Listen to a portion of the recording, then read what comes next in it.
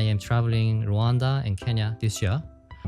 I'm going to France. I say my dreams are a bit too humble, but again, I have two dreams.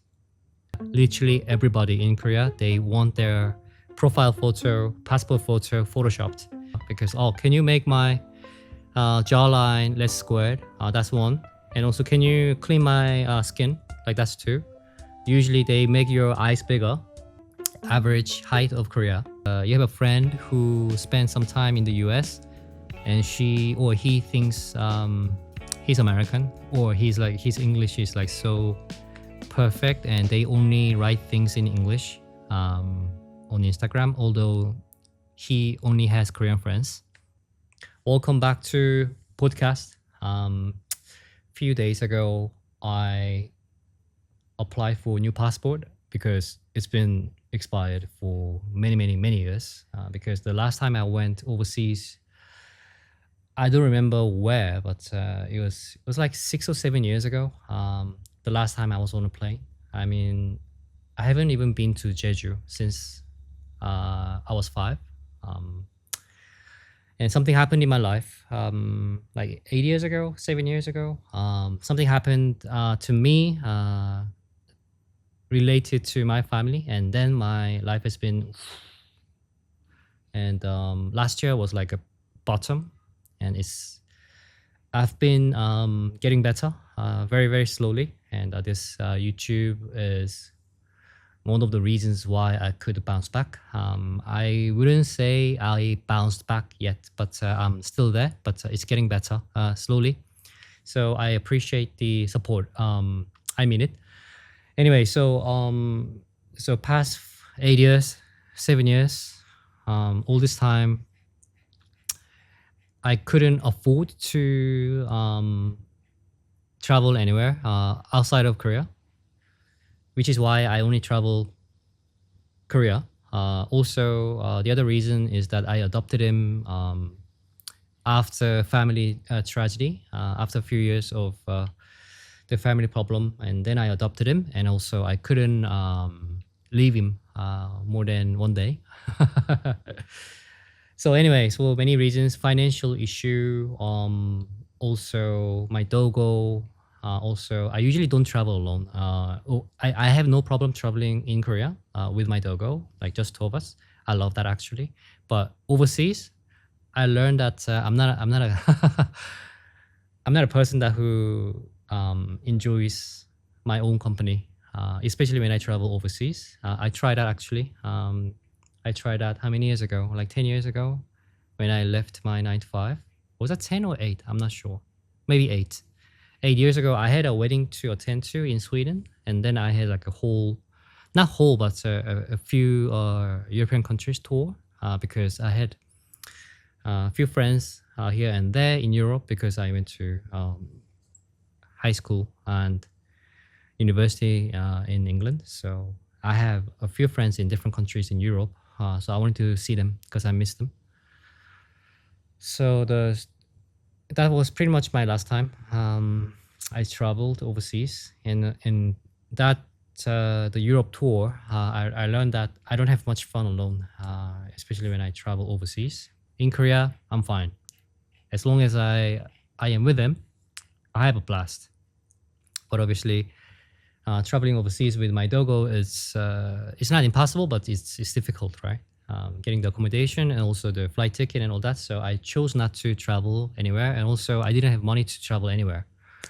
But again, things started to happen this year. So I already have a plan to visit Rwanda and Kenya for business trip with the NGO I work for. So I'm excited. So I applied for new passport last week, which was why I took a new passport photo, because obviously my photo in the passport is like so old. I look like a different person. Not to mention the whole passport was expired. So I went to the photo studio to have my photo taken, and I went there. I didn't make a reservation because it's like a passport photo. It takes literally like 3 minutes to print out. So I went there, and the dude said, "Oh, without reservation, uh, I cannot give you, like, I cannot pay a lot of attention to you." I was like, "The fuck do you mean?" I was like, I'm not here for you to babysit me. I just need 5 minutes of your time and print out my passport photo, and I'll be good." And he said, "Oh, usually people make reservation." Okay, I get that.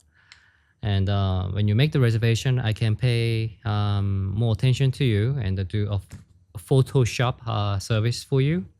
So, okay, I am aware that in Korea, everyone does Photoshop for their profile photo, and a lot of times, most of times, it goes over the top. They usually make you a totally different person. Uh, so when I went there, um,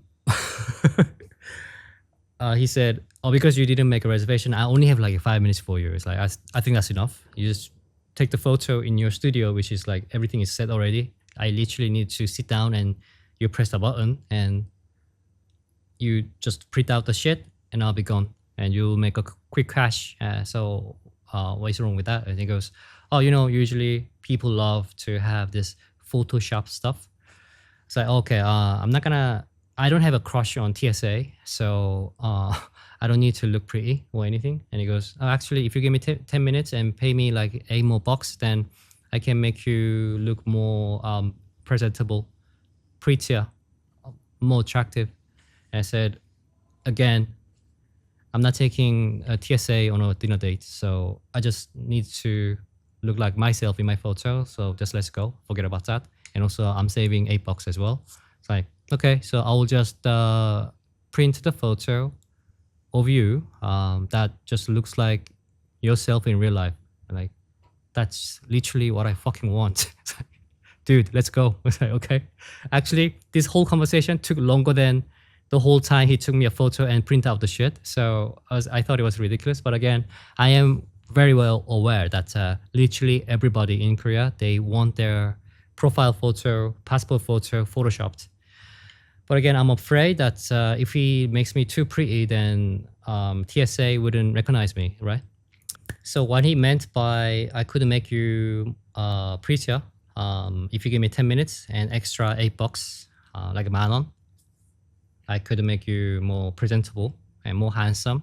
And I said, "No, thank you. I'm not going on a blind date with my passport. So how about no?" So what he offered extra $8, and it takes about 10 to 20 minutes. So because I have to sit down next to him and look at the progress together, because, "Oh, can you make my jawline less squared?" That's one. And also, "Can you clean my skin?" Like, that's two. Usually they make your eyes bigger. And also they do that the pupil, like a black part of your eye, bigger as well. It's like a vampire. They do that a lot. So never trust profile photo of your friend or your date, whatever, or passport photo. It's like, I always thought it was bizarre that they Photoshop your passport photo because you have to look like you. But they do that a lot for like a company ID card. They have your photo here. Like especially corporate, they have like a necklace of your ID and it has your photo. And everyone wants to look prettier in that photo, which is, I mean, okay, because you are here and you have a photo here and people are not going to look at it, but they still want the Photoshop service. And not to mention, it takes more time, it takes more money. So it's like, not gonna do that. I want to save both. I want to save my time. I want to save my money. So he said, "Okay, that's your funeral. Let's just do this." So the whole thing took me like 10 minutes. But again, the conversation with him, like me not having the Photoshop service, it took longer than the whole progress of like taking the photo and print it out. And he cut the photos for me. So that's what he wanted. Like my jawline less squared, bigger eyes. Well, we want our nose bridge higher, but again, in the photo, the front photo, we can't really show that, so that's fine. Sometimes they make your nose a little smaller if your nose is a bit too big. I mean, but what does that mean? Like, too big, your nose being too big. What does that even mean? So usually they want Photoshop. And I think one of my followers on Instagram, she said, I also heard that in Korea that is allowed to Photoshop your uh, passport photo. I was thinking, actually, she's right. Like, we shouldn't be allowed to Photoshop our passport photo because we should be looking like ourselves rather than someone who is more prettier, who is more beautiful, who is more handsome. I mean, that's not the point. They have to recognize your face, right? I have a story, true story. When I was in postgraduate school in Korea, a lot of sorry to say this, but a lot of female students in postgraduate school, um, they if they are from money, if they come from money, like a good family, they usually don't really want to work. But again, they want a good school degree. So a lot of them are. I learned that in Korea because I've met people like that, quite many. So the postgraduate school of, like, let's say design or product design, something not so tough. I'm sorry to say this, but it's not business school, it's not engineering school, but it's more of like an art related field. You will see a lot of female old students, like older students, and most of them are. We say we say that they are studying as a hobby because those girls want to get married, so they want that job title slash social status. I'm currently doing masters or I'm currently doing a PhD, but often those two students, they are not really eager to learn. They just want to be in school for many years, and the funny thing is they don't want to get that degree so quickly either, because during the time they're in school for many years, they want to meet someone and get married, because a lot of times they actually spend more than they would be making in corporates because they come from money, and they usually use the family credit card.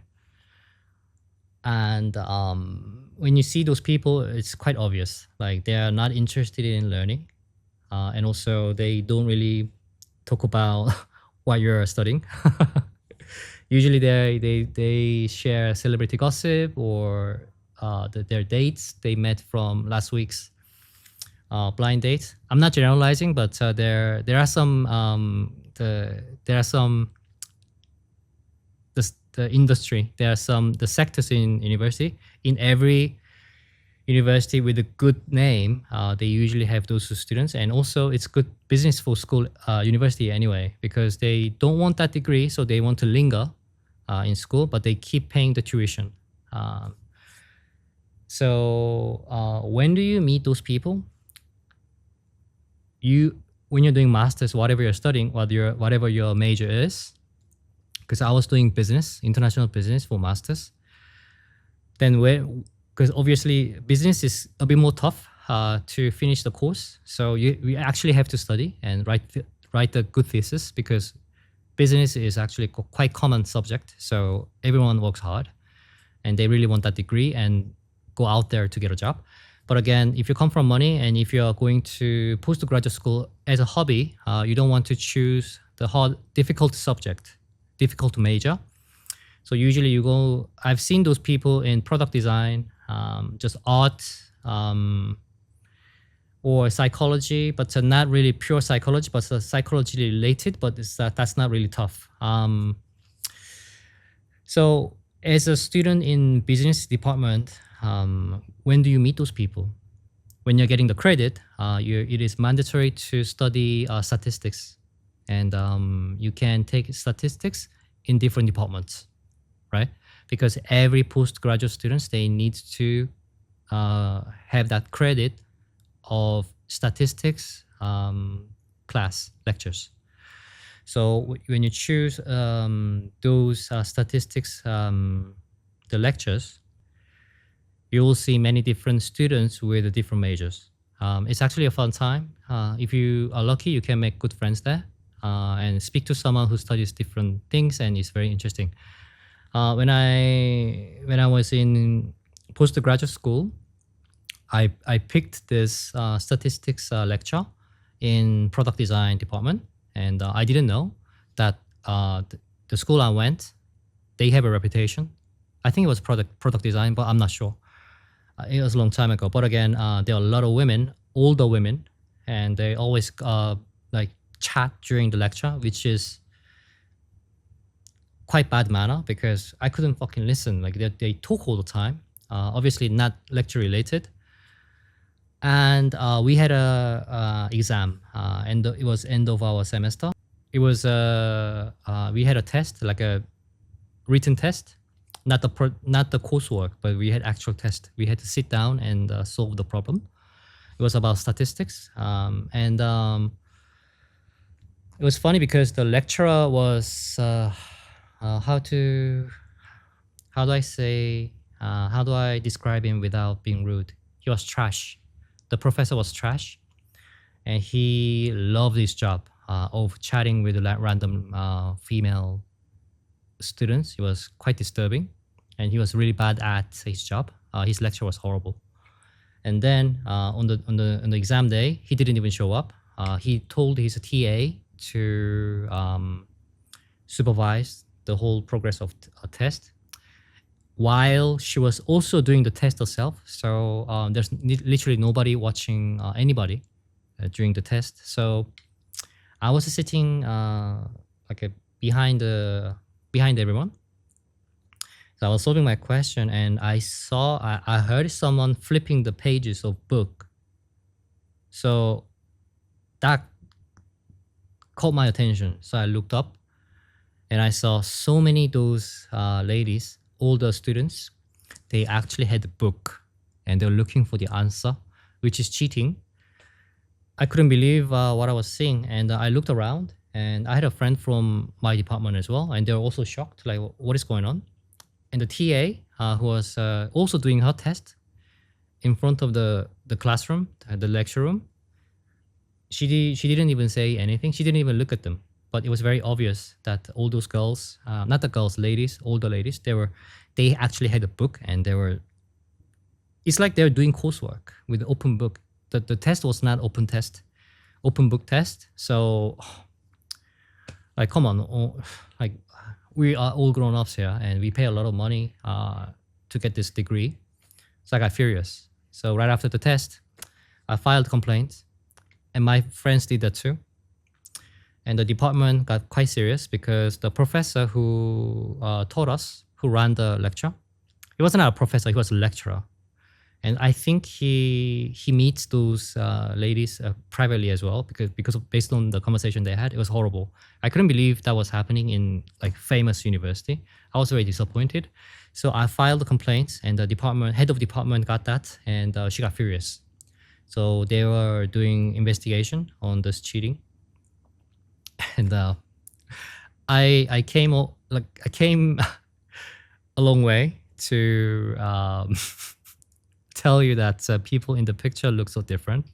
So the head of department called me, hey, Mr. Lee, I'm sorry for what happened, and I read your paper, the complaints paper, and please come in and give us the more detail about what happened. So I was like, okay, I am more than happy to do so. So I went, and I met the head of department in the product design, and she had every student's photo there. And then, can you please point out who was cheating with the open book? Because I remembered everyone's face because I finished the paper early, and I tried to memorize all of them, literally all of them. I had everyone in my head. So the head of department gave me the book of everyone with the photo and the name. All I had to do is point out. And I was like, I see none of them here. Like, ma'am, I don't see anybody here. And she goes, what do you mean? They look nothing like the students I attended the lecture with for 2 months. they're not here. And she said, literally, this is everyone. Like, see, this is your photo too. It's like, yeah, I see my photo, and I see my friend's photo as well from business department. But rest of all the ladies, it's very confusing. Okay, one of them I can barely recognize, but rest of them is too different. And something happened when I was having that discussion with the head of department. One of the ladies who cheated during the test, the exam, she actually opened the door and came in. That shouldn't have happened. That should have never happened, but that happened. So I was like disappointed with the university the second time, because like you want to point out the people who cheated, and you got to be make me feel safe from those cheaters. Yet one of those cheaters just opened the door when I was talking to the head of department. So she found out who snitched. Well, it was okay because there are many people who snitched, right? It was more than 5 people. Then not all of them were my friends. So other students from different departments, they got furious as well. So a lot of people complained. That's why the thing got quite big. And then she opened the door and she popped in her head like this from the door, and I saw her. Oh, she's the one who cheated. Like, she's one of them. Okay, and she's like, oh, I'm sorry, and she just left again. And I told the head of department, oh, you know the lady just who opened the door? She cheated too. She was one of those like major ones. Like, she was like so open about cheating, and she felt so comfortable from beginning to the end. She used the open book. And okay, the head of department, because she was from the same department, so the head of department, she knew her, the students, right? And and the head of department, she goes to me, okay, this is her photo. I was like, no, it's not. This photo looks nothing like the lady who just came in. It was a serious situation because we filed, like, so many of us filed complaints about those cheaters, and they belong to the same department of a postgraduate school, and the head of department got really embarrassed. And these kind of things should never happen in postgraduate school because we are grown-ups. So the head of department was very angry, and I was more than happy to pick the cheaters here. And everyone did it after me. Everyone was waiting outside, and they came in and they picked everyone. And I said, this one looks nothing like the one who just came in. And but again, she is one of the cheaters. She was one of those leading cheaters. So that's her. And she goes, her name is this, and that's her photo. I was like, no, it's not. And then head of department, she kind of like trying to not laugh, like, because she looks a lot more attractive in this photo, and I couldn't recognize her, even though now I know it's the same person. It's like, no, I disagree. It's not her.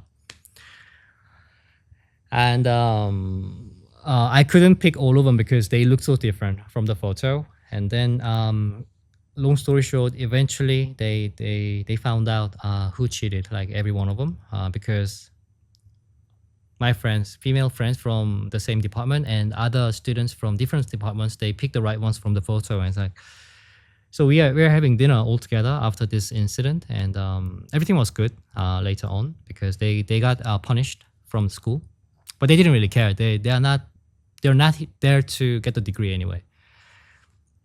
And we were like, how did you pick the right person? Because in the photo everyone looks so different, and there were Luna, female student who were older than me, and it's like, oh, Charana, because I was new. I just came back from England. Charana, in Korea, everyone looks different in profile photo, and we do a lot of Photoshop. That's like 20 years ago now. So, and Jed, you should get used to it. So we have a good eye, like how they Photoshop themselves. So I can recognize them, although they look more attractive in photos. I can tell which one is which. It's like, Nuna, I would never be able to tell which one is which. It's like so difficult to tell because everyone in these photos, they are so pretty, so attractive, hot, but in real life, they're just ajumma to me. And it's difficult to match. Like in million years, I don't think they're the same persons. Like, no, Jed, get used to it. You'll see. You'll see. If you stay here long enough in Korea, you'll get used to it. Guess what? I still find it hard to look at someone's profile photo and the real face. Usually, they do so much Photoshop in profile photo. So that's what he offered. And also because I experienced all this from postgraduate school, at the photo studio, I knew what he meant. There's less square jaw, smaller face. If I have like a full torso taken, then they usually make my whole face smaller. So I look like I have a bigger shoulder, bigger chest.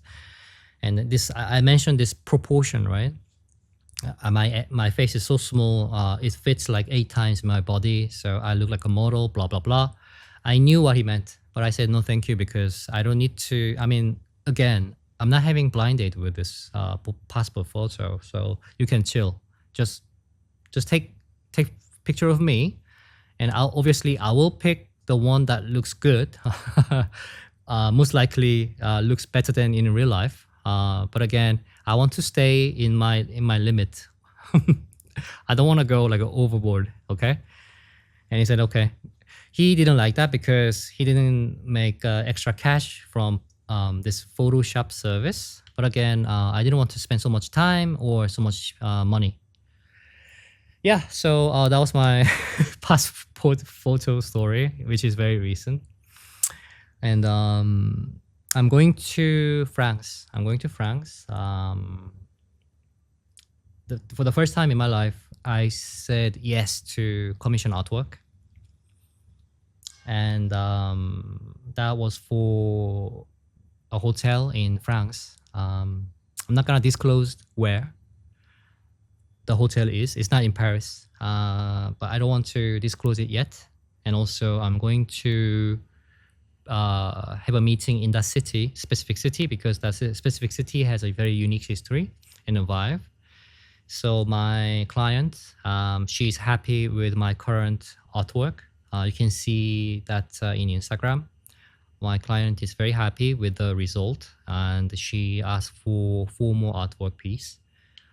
And right after I applied for the new passport, she sent me email telling me that she wants to extend our contract to have 4 more pieces. I want to do 5, but right now we agreed upon 4. The deadline is next year, before summer. I'm not gonna disclose the detail. I mean, nobody needs to know anyway.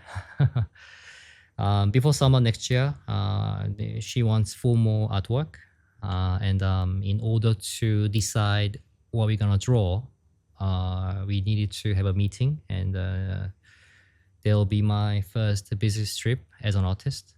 I am very happy because, as I said, this is my first business trip as an artist. I've been on a business trip overseas as a 9-to-5 guy before, especially when I was in fashion industry. I've been, not many, but like a couple of countries for business. But as an artist, as an independent individual, it is my first time. So it means a lot to me. I am very grateful. I feel very, very, very lucky. And also I feel truly blessed that my client picked me to have more artwork among so many artists in this world. I really appreciate the opportunity. I'll pour my heart out for this artwork. So I feel very, very, very lucky. Not to mention this year, also, I'm not going to disclose the date. I'm going to Rwanda and Kenya for my NGO work, because it's been my dream to get paid and help others. So that already came true in my life. So I don't know, some might say my dreams are a bit too humble. But again, I have 2 dreams. One is what I just mentioned.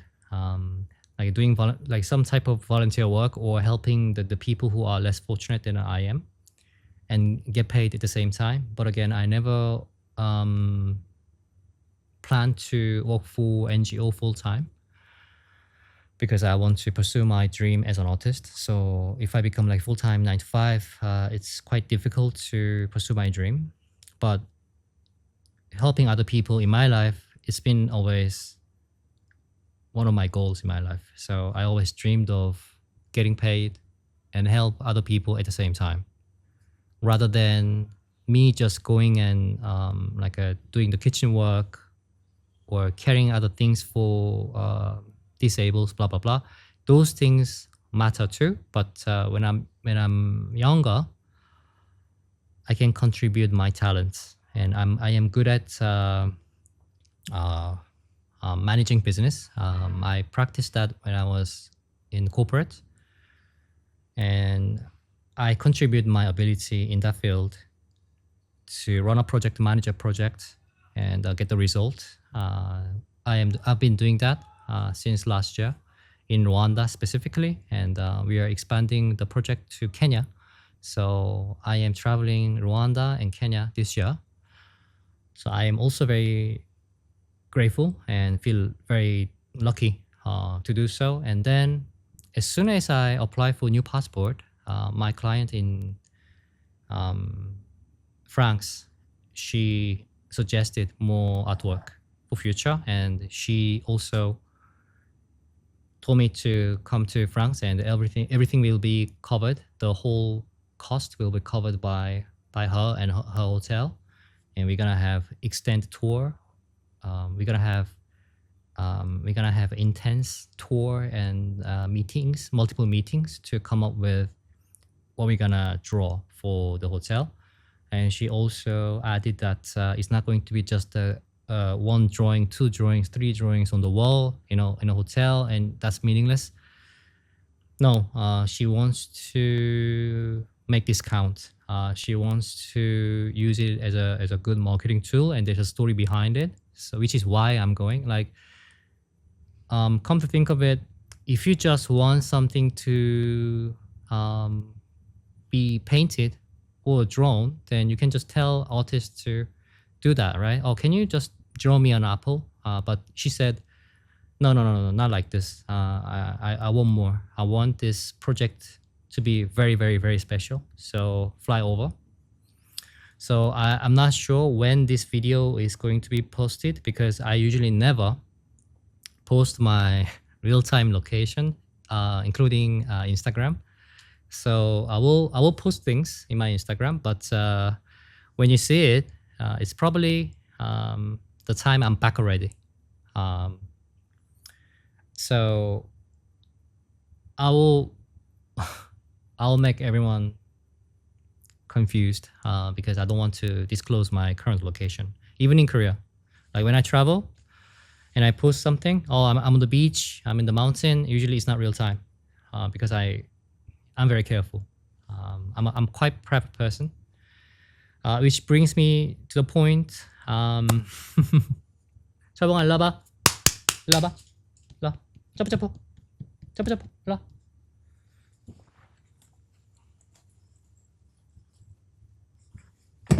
Yeah. Which brings me to the point that I recently limited my Instagram to be open up to 30 minutes a day. You can actually do that. My good friend told me how to. So if you set that option in your phone, you can set like certain app to be only open for a certain time. So I set my Instagram for 30 minutes a day. So I cannot watching all the reels I don't need to, especially before sleep, or I don't know, like during the walking time or during the drawing time. I can just stay away from my phone and focus on my work. So I started to do that, and I just learned that 30 minutes a day on Instagram is actually quite tight, which means I am not going to check. I don't have a time to check all the DMs, and I'd like to ask you that I would like to share that I don't respond to personal requests, the emails that sounds a bit too personal. Like if you ask me two personal questions, if you try to build a personal interaction, I don't reply, and also I put them in the spam.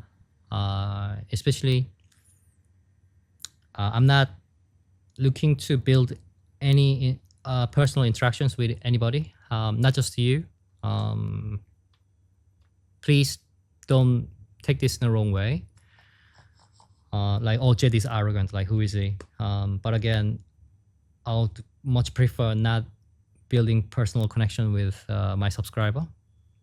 I mean, I am aware a lot of Korean male YouTubers and influencers, they have a hookup with subscribers, like young girls or mature ladies, whatever. In million years, I'm not gonna do that. I am not that popular or anything, or I'm not saying any of those things. Please don't misunderstand me. But again, I do get personal DMs. I do not open them. If you send me DMs, unless it's a business inquiry, I restrict the account. I am very careful of building a friendship, personal interactions with my subscribers. On top of that, most of my subscribers are female, so I am extra careful. But in general, I'm careful anyway. So 30 minutes a day on Instagram. I don't have time to read all these DMs, although there are many, but I still do get them. Sometimes I do have a look at it, but if it's personal, after reading like 2 sentences, I put them in spam, like restrict the account so that person cannot send me any more DMs.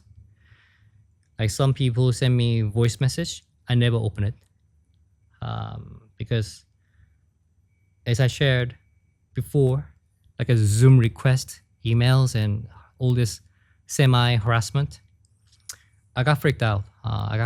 And it scares me. You probably think it's weird, like, oh, like grown-up man is scared of random emails and random messages. Until you get them yourself, it's difficult to imagine, but it is actually quite scary and very freaky, creepy. Imagine you're a girl and an old man who is like 20 years older than you ask you to have a Zoom date like 7 times by email. Things get really scary. And yet you don't reply because those emails are so weird. And that old man has a rant on you and attack you, which is also scary. And then afterwards, another email apologize to you for the rant and Zoom request. And then after that, he still asks you to have Zoom date. That kind of stuff, that kind of breaks you. It's really scary. I mean, it's not about age, it's not about ethnicity. Whoever does it is scary, but especially if someone does that, who is like much, much, much older than you, and that person looks nothing like the people you usually date, it's quite a put down for you, because you feel like, am I that approachable to people? And they assume that I would say yes to these absurd asinine requests. I represent myself that easy. So these kind of things like start to bother you. It's not very healthy. So I decided to not to. I had a discussion with David and his people. We had a meeting, and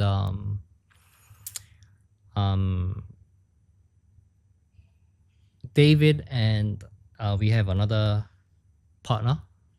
She has access to my accounts, and she's gonna delete all these weird DMs. So please, no more DMs, please. Unless you have a business inquiry, please do contact me. I prefer email, but if you contact me by DM and it's a business inquiry or you have a legit question, most likely you'll be quite unlucky to get your messages deleted and your account restricted, so you cannot send me any future DMs. Email would be the ideal. But again, if you write something weird, it goes straight to spam. Okay, so because last time I mentioned in blind date setting, some girls call under 180 short. I'm under 180, so it is wrong to call myself tall in Korean society.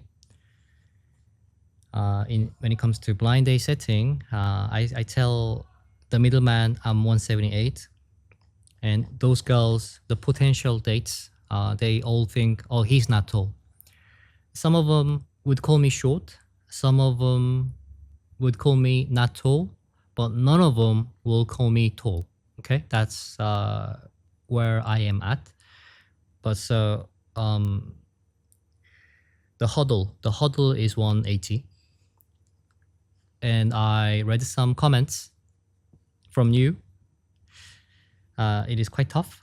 I agree. I think it's quite tough. So I just Googled the recent survey run by government. Average height of Korea. The stats was collected from 2020 to 2021. Okay. Male 172.5, which is 5 foot 7.9. I don't know how to read this, but here it says 5 feet 7.9 inch. We use metric system. Male 172.5 centimeters tall, 5 feet 7.9 inch.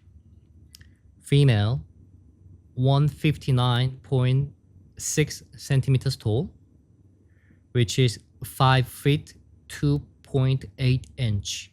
Okay, but that does not matter. That does not matter. Under 180, when it comes to blind date, I'll be never considered tall.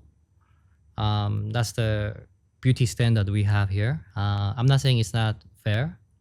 Whatever gets your blood boiling, I'm fine with it. I don't really care because I'm not 12. I don't care. They actually have this average height for different generations, like men in their 20s, 30s, 40s, 50s. The tallest is men in their 30s, but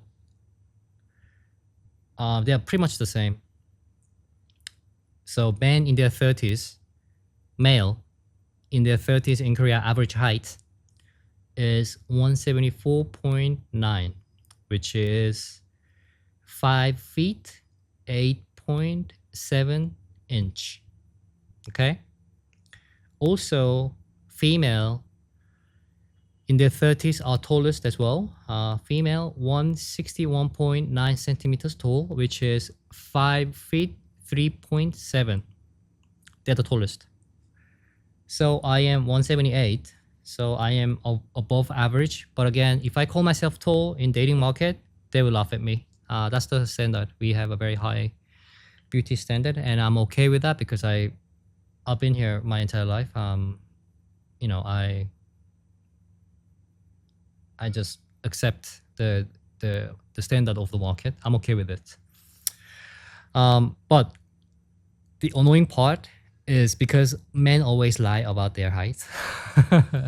If I go on a date, and sometimes this happened like multiple times, I go on a date and she asks me, like, it is so bizarre that they ask me, like on my face.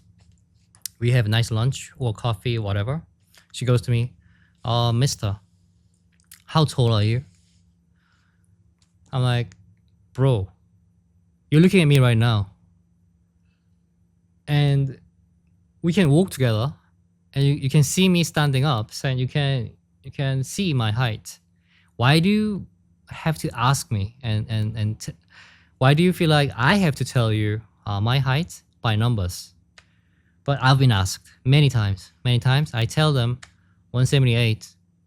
Okay, let's face it. Sometimes when I measure it, 177, 1 centimeters difference. That happens. But I don't care. It's the same, right? It's like 1 centimeters, like this much. I don't care. I'm not a basketball player. Like I don't care. If you want to date someone taller, it's fine. I'm totally okay with that, and I'm not gonna call your name by this. And she goes, okay, so you're telling me you're 178. I think you're shorter. Like, oh, okay. I don't care what you think, but that's my height, and my height doesn't change every day. And she added, same conversation happened more than twice, 3 times maybe, at least. She goes, okay, so you're telling me you are 178. That means you are 175. Oh, okay. And I was like, so insipid. The whole conversation is like so dull. And I said, what if I tell you I am 180? And she goes to me, you look a lot shorter than 180 anyway, so I wouldn't believe you. But what's the point of me lying and what's the point of me trying to make you believe? Because you can look at me literally right now, like we are together. You can look at me, or you can ask me to stand up, or when I go out to pay for the coffee, you can see me how tall I am. What's the point of asking me that? Like, it's not.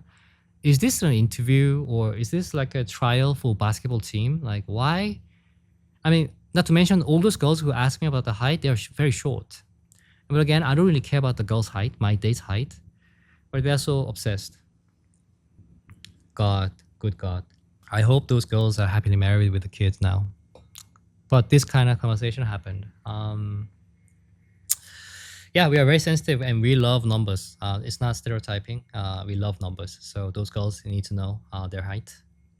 Again, David and I, we talked about this, and we barely remember any of our ex's height by number. But girls always know how tall their husbands or ex-boyfriends are, or current boyfriends are. They always know the height by number. I'm going to wrap up this video with a because I mentioned blind date. I have a couple of friends, female friends that they are still single because they are around my age. I feel bad for them because it's tough. It's more tough than my position because as long as we have a lot of money, which I don't, but as long as men has a lot of money, they still have options in the dating market. But it is very harsh in Korea if you are not young, and if you're not like a crazy beautiful, the market could be very harsh to you. And I have a couple of friends, more than a couple of friends who are still single, and they have been single for a long time. And obviously, I don't tell them, but they know, I know the problem is their age, because when they're my age, their options are very limited when it comes to men. They have to be okay with dating much older men. Like, for example, I have a friend who is the same age as me. We were born in the same year. And she will never find a boyfriend at my age. Her age, the same age. It will be very tough. Men at my age, most likely they will say no, because she being the same age as me, not me, but they think she's old. And being at my age most likely means that they have cash now, and they will go for a lot of younger girls. And I don't know, like so this girl at my age, she's a bit arrogant. You know, those type of girls who spend like 1 year or 2 years in English-speaking countries like the US, England, or Australia. Some of them, not all of them, but those people who spend like a couple of years or just sometimes only 1 year, the fact that they lived in overseas, it makes them better than everybody. That actually happens. I think that happens everywhere in the world.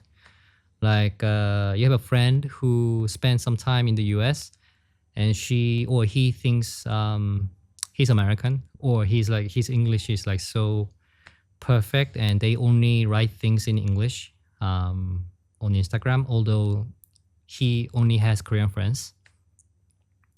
Okay, to be fair, I write more things in English on Instagram because my followers are mostly English speakers. But that's not the case about my friend. This girl, the same age, she always writes something in English, and her friends are mostly Koreans. And that happens. I know how that works. I know how she feels. Like she feels so better than everyone. And those girls tend to complain about Korea a lot. When I was in the US, things were different. When I was in the UK, things were a lot better than this, and Korea is lame, blah, blah, blah. Those people are usually very negative, and they have a lot of anger and hatred towards our country. And if that person is a girl, she has a lot of anger towards Korean men, local men, and vice versa. If the boys say always bad things about local women.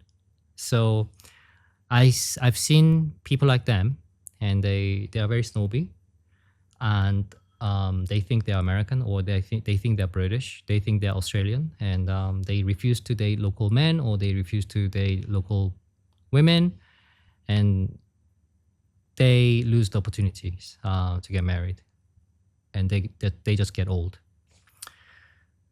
But if they make good money, things are usually okay. But my friend, this specific friend, she is not doing. She's doing okay, I guess. She has a job, but she's super arrogant. And sometimes, because I grew up in England, spent some time in England, she tries to bond with me. And usually, she wants to bond with me with by saying something negative about Korea, like criticizing some parts of Korea, and I usually don't join the conversation. She always says like, "Oh, Korea this, Korea that is so lame." It's like, I disagree, and then conversation ends. So she knows that that doesn't work. But again, sometimes she tries to flirt by criticizing something about Korea. You know, when you have a common enemy with your friend, you can build a strong bond really quickly. I think that's what she wants. And the last conversation she tried to have with me was that it's quite common, universal thing to say, but I disagree. But I think it's some unpopular opinion. So you probably disagree with me. She said she wanted to bond on the specific day, send me DMs and stuff. She could, by the way, the music used to be a lot better back in the day. And I said, I disagree. I disagree. And people say the fashion used to be a lot better back in the day. I usually say, I disagree. Because people evolve, and we've been through different type of music, different type of fashion, different type of a trend. I think we evolve and move on.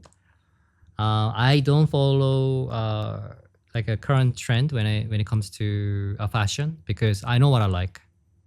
But at the same time, I am aware what's popular now, although I don't dress up like that. But when I look at the current trend, I have fun, although I don't follow it.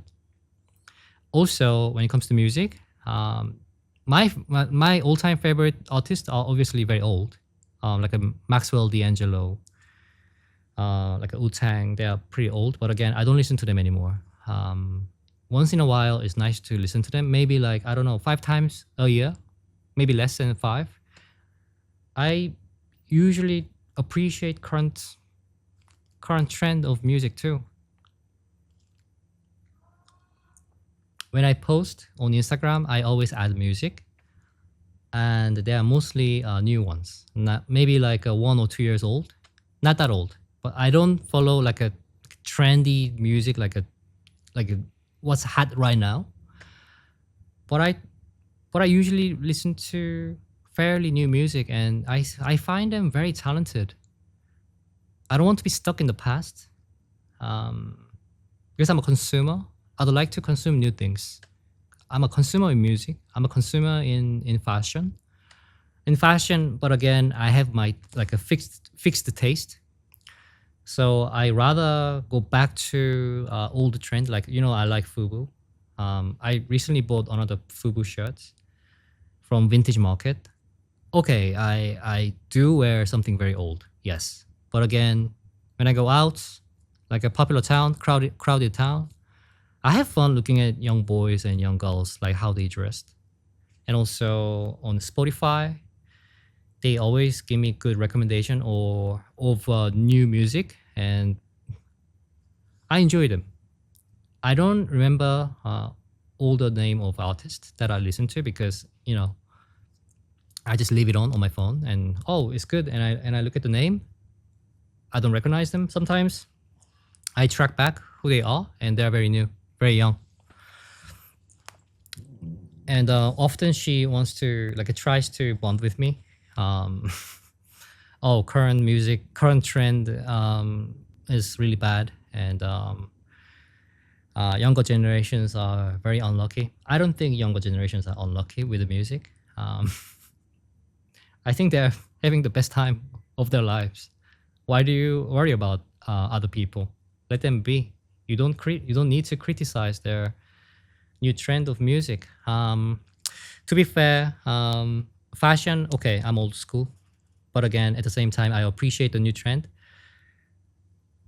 Movie different. I think current movies are quite trashy, mainstream, but at the same time, we have so many choices now in movie industry. We have so many choices. We can watch any movies all over the world. There are very talented actors and actresses and directors and writers. So I wouldn't say overall current movies are worse than old movies. Although there are a lot of movies from old days I have not seen and I would love to see. At the same time, there are a lot of new talents in movie industry too. So I don't think, my personal opinion, in my humble opinion, I don't think saying stuff like that is very healthy. Oh, old music was a lot better. Old rap was a lot better. All the singers had real talent, and these days it's all messed up because they have face tattoos or whatever. I don't think like that. And also movies. Okay, so I'm not a fan of the movie with so much of a CGI, like a Marvel stuff. I'm not a fan. But at the same time, there are other directors who make real films, and they are very talented. So I think, in my opinion, her point of view is quite toxic, and that's one of the reasons why she's single. Like she is stuck with her old values, and she doesn't want to compromise, and she's not open for the new things. I think that's why she's not really willing to meet different people, and she's still single, and she's not having a lot of opportunities to meet someone fresh and someone nice. I feel bad for her sometimes, but again, I look at her, I listen to her, and I feel like there's a reason why you're single. Yeah, although you are eager to meet a man, I feel kind of bad. I feel kind of bad for her, but at the same time, she deserves it in a way. And also, I see the desperation in her Instagram. She has large breasts, which is quite rare in Korea. And as time goes by, she exposes her body a lot more in a sexual way. She was not like that in the past, but I feel the desperation. And I feel bad for her. I really hope she changes her attitude, and nobody can tell her to do so. So I hope she changes herself soon and meets someone nice and live more positive life. Okay, I'm done, and thank you for watching, and I'll be back with more videos. Bye.